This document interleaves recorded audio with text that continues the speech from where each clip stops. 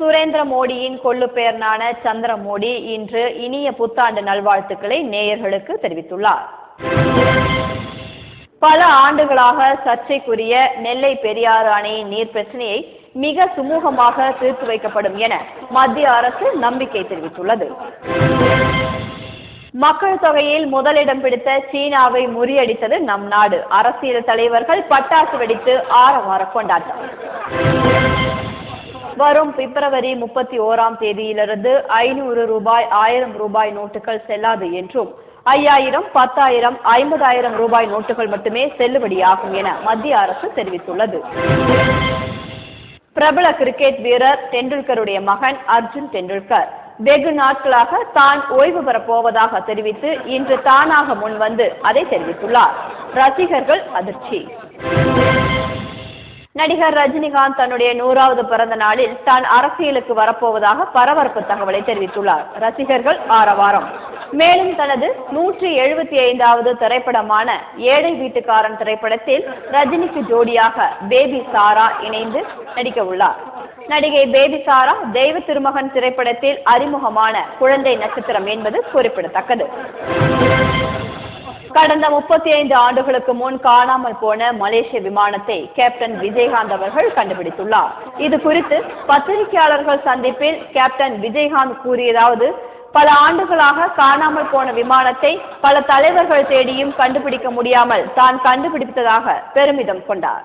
Captain Vijayakanth தன்னுடைய மகன் சண்முக பாண்டியனுடைய திரைப்படம் மிக விரைவில் வெளிவரும் என்று அறிவித்துள்ளார்.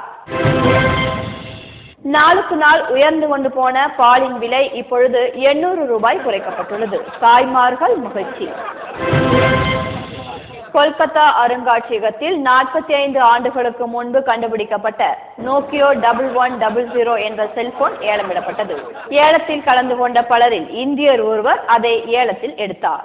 47 கோடி ரூபாய்க்கு பெற்றுக்கொண்ட அந்த செல்போனை இது முன்னோர்கள் பயன்படுத்தியது என்பதை குறித்து தான் பெருமிதம் கொள்வதாக பேட்டியளித்தார்.